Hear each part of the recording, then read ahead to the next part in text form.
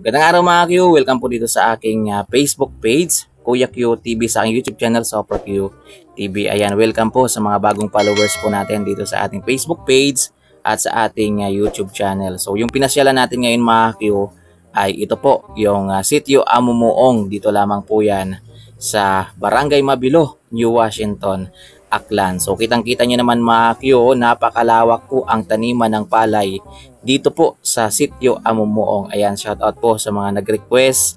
Ayan, sana po mahagip po ng camera natin yung mga bahay ninyo para at least matuwa naman kayo na kahit papano ay sa pamamagitan ng vlog natin, ng video natin ay makita ninyo yung lugar na matagal-tagal nyo nang hindi nakikita mga Q. So dito mga Q ay meron pong simbahan ng Iglesia ni Cristo mga Q. So ayan o, so shout out po sa mga taga-Iglesia ni Cristo. So meron po pala kayong simbahan dito po sa Sitio Amumuong. So ayan o, may mga nagsisimba mga Q. So kitang-kita nyo naman guys, napakaganda po dito. Ayan, ng Sitio Amumuong mga Q. Sa totoo lang mga Q, bibihira na naman ako makakapunta sa mga lugar na to. So napunta na ako dito dati mga Q nung nagtatrabaho po ako sa Price Gas bilang isang delivery representative. So after nun mga Q ay medyo matagal-tagal na rin akong hindi nakakapunta dito sa lugar na to.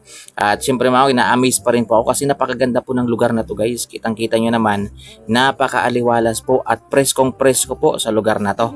Fresh yung hangin na malalanghap mo kasi, mga Q, dahil kitang-kita nyo naman guys, maliit lang po yung kalsada dito, hindi po dumadaan dito yung mga malalaking sasakyan mga Q, more on motor lang po talaga, tricycle at may mga kotse rin pero bibihira lang din naman. Kaya napaka-fresh pa talaga ng lugar, kitang-kita nyo.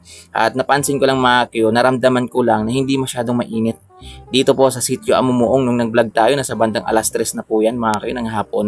Pero hindi po siya masyadong mainit mga Q kasi napakarami pong kahoy.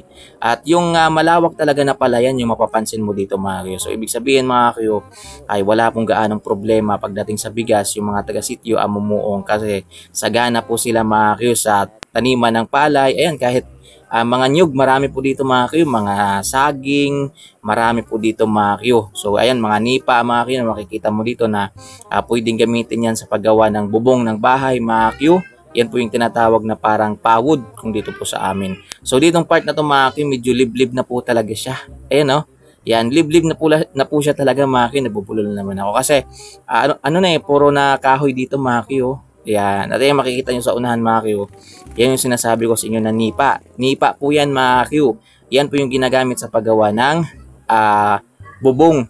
Yung tinatawag na bubong na nipa. Diba? Pawod yung dito. Tapos meron din pala sila mga Q na basketball court dito. Ayan o, shout out kila sir. Kita nyo mga Q, nagkakape pa lang sila. Kasi sa mga oras na yun mga Q, mga bandang alas 3 pa lang po yan. So kitang kita nyo naman mga Q, napakaganda po ng panahon nung nag-vlog po tayo dito po sa Sitio Amumuong. Sana po ay kahit paano po ay nakikita po ninyo yung mga bahay ninyo. Sa mga nag-request guys na i-vlog po natin ang Sitio Amumuong, sana po kahit paano ay nahagip po ng camera natin yung bahay ninyo.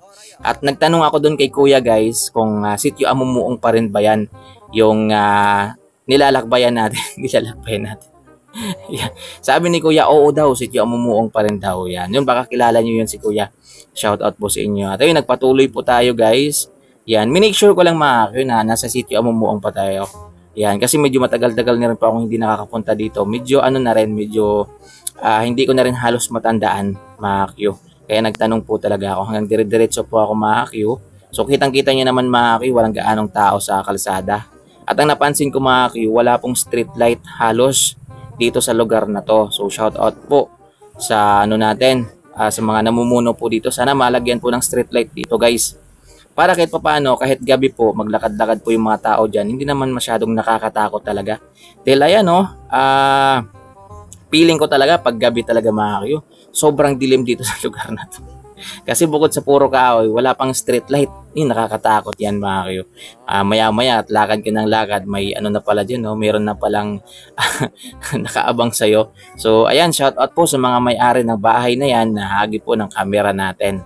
Yan, so sana po ay okay lang po kayo at God bless po sa inyong lahat, sa mga nag-request po na malayo-layo na rin sa lugar na to guys. Alam po namimiss nyo na po yung lugar na to, yung Sitio Amumuong, kasi alam po guys, marami pong taga dito ang more on nasa Maynila na rin, yung iba nasa ibang bansa na rin nagtatrabaho at bibihira na rin kung makauwi dito. So ayan, pinasyalan po natin guys para po talaga sa inyo yan.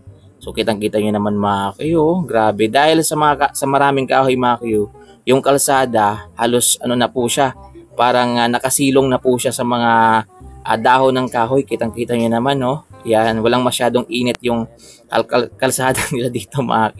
So walang problema kahit maglakad-lakad ka dyan, walang problema kasi presko. So kita nyo naman mga Q, grabe yung malawak na palayan na yan, no? 'Di ba? Green na green mga Q. 'Di ba? More ano talaga, paalay talaga yung number 1 na ano nila dito mga Q na sinasaka nila dito sa lugar na to, sa sitio Amumuong. So malapit na tayo mga Q sa boundary. Yan, so dyan kasi mga kuya, pag diniretso mo na yan, ay barangay Hagas na po siya. So maraming salamat mga kuya sa panonood. Sana'y nag-enjoy po kayo at sa mga nag-request po, ayan, sana po natuwa po kayo dahil kahit papaano ay napasyalan natin yung lugar niyo na matagal nyo nang hindi nakikita.